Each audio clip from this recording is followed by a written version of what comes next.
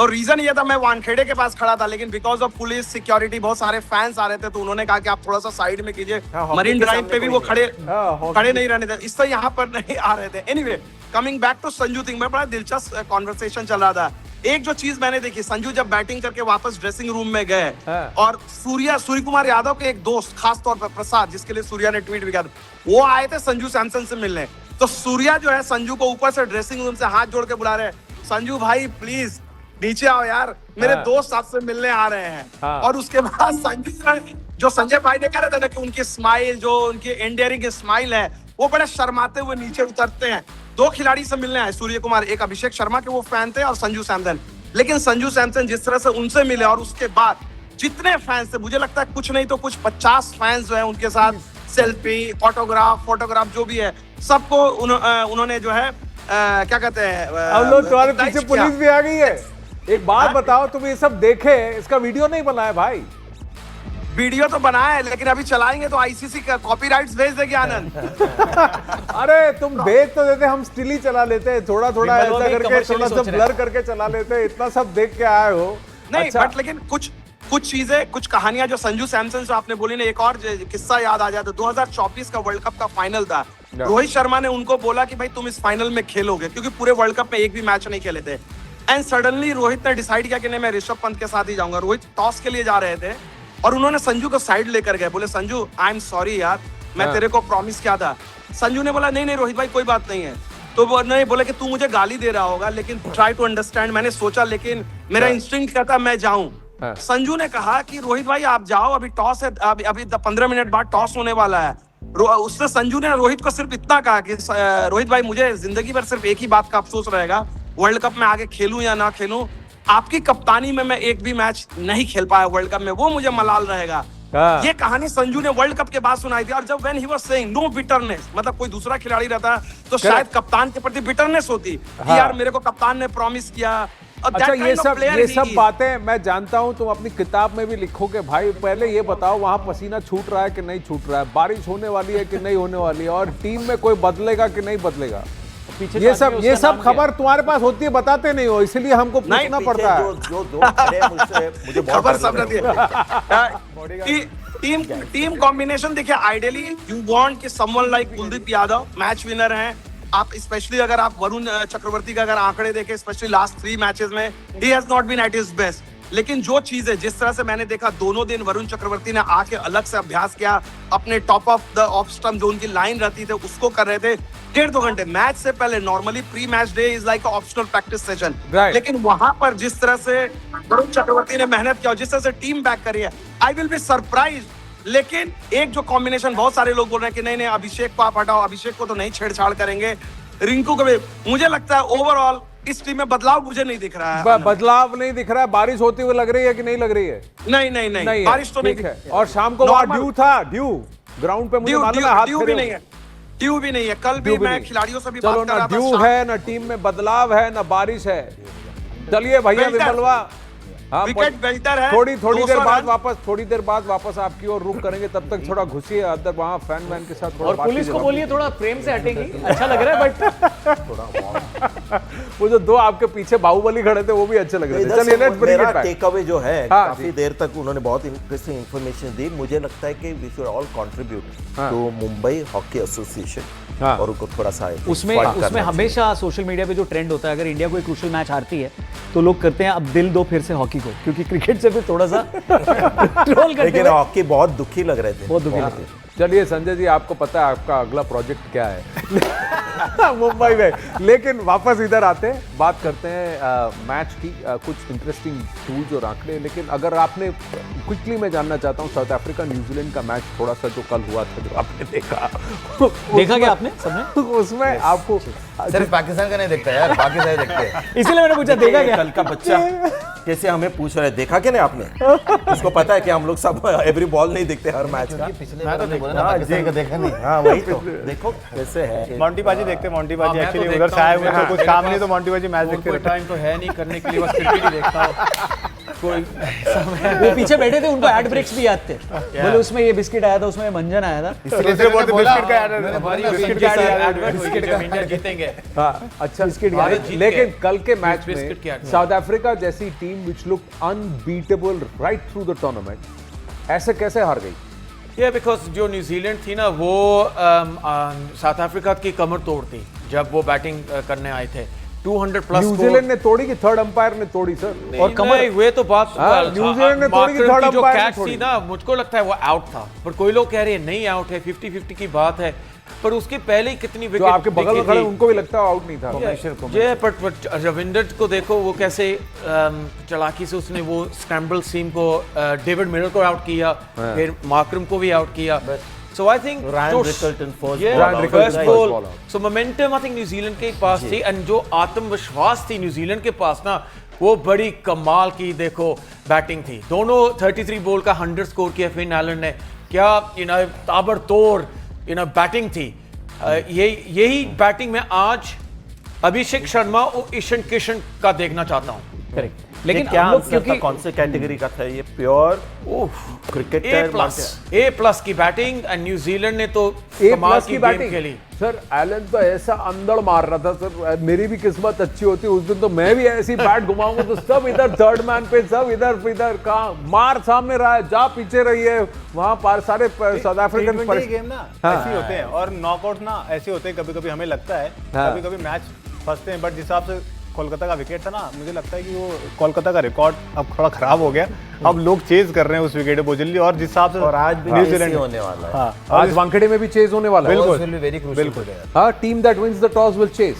या मुझे तो यही लगता है, क्योंकि Why? जितने भी क्योंकि वहाँ का ग्राउंड लाइट्स में ना विकेट बहुत अच्छा हो जाता है, बैट पे बॉल बहुत अच्छा आता है, और आप शॉट सारी तरफ खेल रहे हो, क्योंकि विकेट कहते हैं कि सेकंड इनिंग में काफ़ी बेटर होता है, तो आप आराम से चेज कर सकते हो 200 भी। और इन्होंने ड्यूक की फैक्टर बोला, बट ऐसे हम लोग स्टम्प माइक में बात कर रहे थे, जब विमल बाबू भी बात कर रहे थे, मुझे लग रहा है मुंबई में होगा यार 7 o'clock, थोड़ा सा ड्यू होगा। थोड़ा वार्म हो रहा है, जब वार्म हो जाता है मुंबई सिटी तो ड्यू 100% आता है। देखिए मुंबईकर को पूछो, वो जो कहेगा वही मानो। नहीं, और छोटा और जो वहाँ ग्राउंड खेले है, भी है। बहुत मुश्किल होगा प्रोटेक्ट करना। अगर आप 170 180 बनाओगे टेंशन में होगी। मुझे लगता है अभी सिलसिला थोड़ा बदलेगा मुंबई में। आई हैव नो डाउट कि आप चेस करेगी, दोनों टीमें वही चाहेंगी, क्योंकि मौसम बदल रहा है। जब ठंड थी तो ड्यू का इतना फर्क नहीं पड़ रहा था, तो शायद ये ट्रेंड अब बदल रहा है, जैसे उमेश ने कहा। और आईपीएल में शायद, I am not sure, you have to look at the record, I think Sanju का जो पहला 100 है शायद वही ग्राउंड में चेस करते हुआ था मुंबई इंडियंस के खिलाफ। ये जो हिस्टोरिकल डेटा है, जैसे मैंने कहा कि 2022 में भी इंडिया इंग्लैंड फाइनल था, 2024 में भी इंडिया इंग्लैंड फाइनल है, अभी 26 में भी इंडिया इंग्लैंड सेमीफाइनल है, दोनों ऑल 3 टाइम सेमीफाइनल हुआ है। तो ये मैटर करता है, does it come back into, या फिर टीम्स ही अलग हैं, कंपटीशन भी अलग है, वेन्यू ही अलग है? एग्जांपल, अभिषेक शर्मा, आप सब कह रहे कि वानखेड़े पे इंग्लैंड के खिलाफ उन्होंने 130 रन बनाए थे, 135 विद ग्रेट कॉन्फिडेंस। इंग्लैंड का बॉलिंग अटैक तब देखिए और आज देखिए। तब सिर्फ एक आदिल रशीद था और 4 फास्ट बॉलर्स थे। करेक्ट। और आज की तारीख में 3 स्पिनर्स खेल रहे हैं उनके टीम में, और एक ऑप्शनल है स्पिनर, खिला सकते हैं। तो historical data specially T20 cricket में ना इतना फर्क नहीं पड़ता। हाँ, पूछो जी। वहीं पे संजू की हम लोग बात कर रहे थे, संजू के पॉजिटिव्स और उनसे जो होप है हमको, but Sanju against Jofra Archer is very critical combination, क्योंकि उनके वजह से ही वो टीम से बाहर हुए थे, क्योंकि जैन फेब में लास्ट ईयर जब वो खेले थे नहीं खेल पाए थे, रन्स नहीं बने थे, और टीम से उसी परफॉर्मेंस की वजह से बाहर हुए थे। So how to tackle Jofra Archer, Monty बाजी, आपको क्या लगता है? ये लोग आई थिंक जोफ्रा आर्चर की जब जितनी तेज गेंदबाजी वो डालेगा ना, उतनी तेज से बॉल बाउंड्री के बाद जानी चाहिए। फिर क्या होगा ना, फिर जोफ्रा आर्चर सोचेगा मेरी फास्ट बॉलिंग में तो बेस्ट डिलीवरी, मेरा छक्का जा रहा है, तो मैं स्लो बॉल डालूंगा। एंड संजू सैमसन वो पढ़ता है, उसको मालूम है कैसे पैटर्न में बॉलिंग डालते हैं बॉलर्स, फास्ट बॉलर, स्पिनर, जो भी है।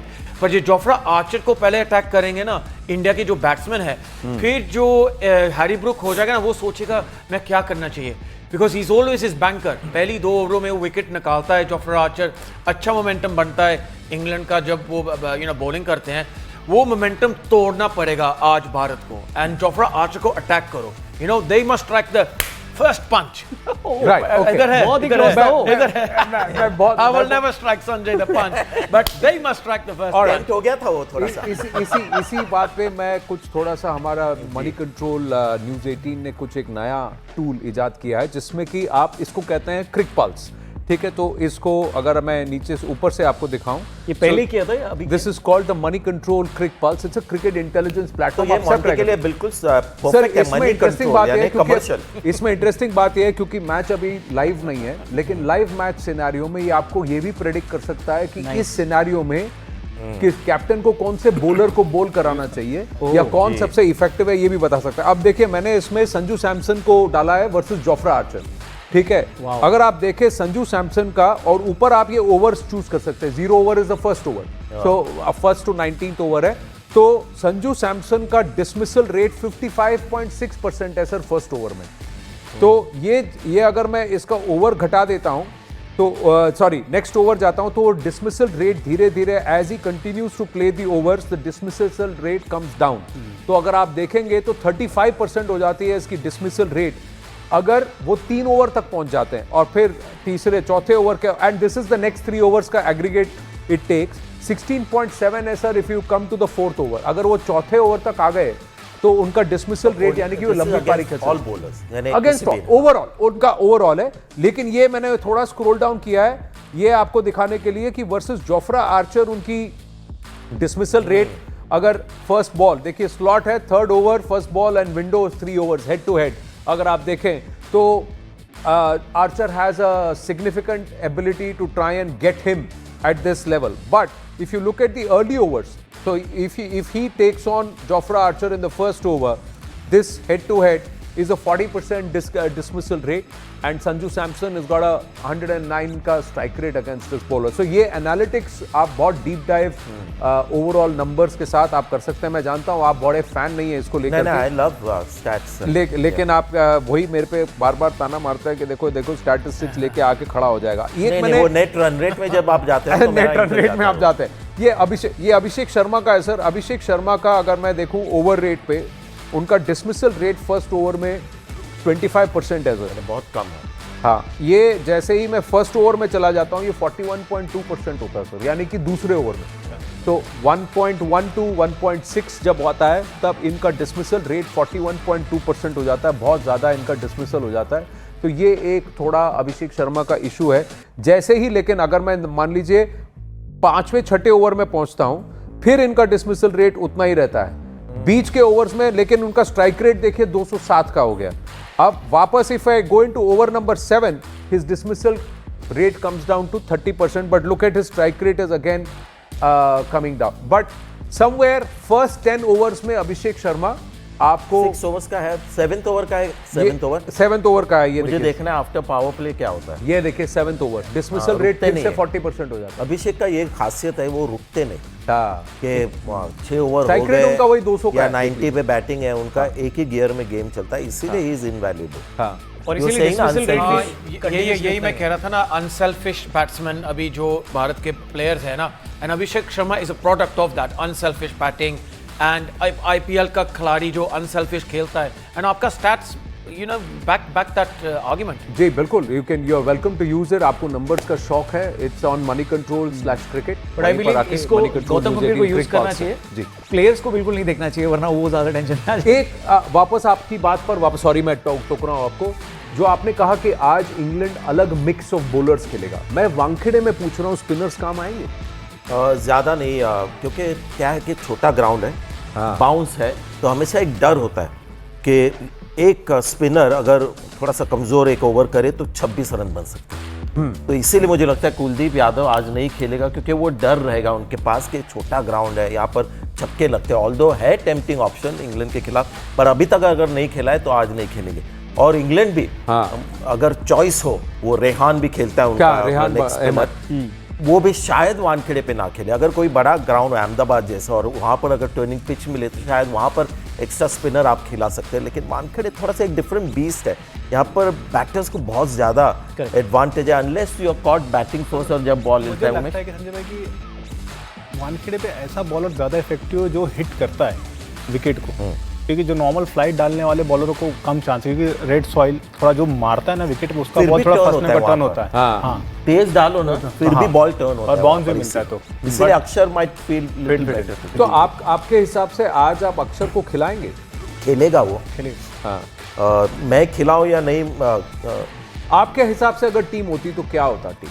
आज मुझे लगता है क्योंकि है सेमीफाइनल है, अभी तक जिस तरह से खेली है वानखेड़े पे, और इन्होंने अच्छा पॉइंट किया क्योंकि वहाँ पर एक रफ सॉइल होती है हमारी, और वहाँ पर अगर आप घास देखते हो उस ग्राउंड के ऊपर, पिच के ऊपर, उसकी वजह ये है कि बॉल ज़्यादा टर्न ना हो, इसीलिए घास रखी जाती है। क्योंकि अगर आप घास शेव करो तो पहले बॉल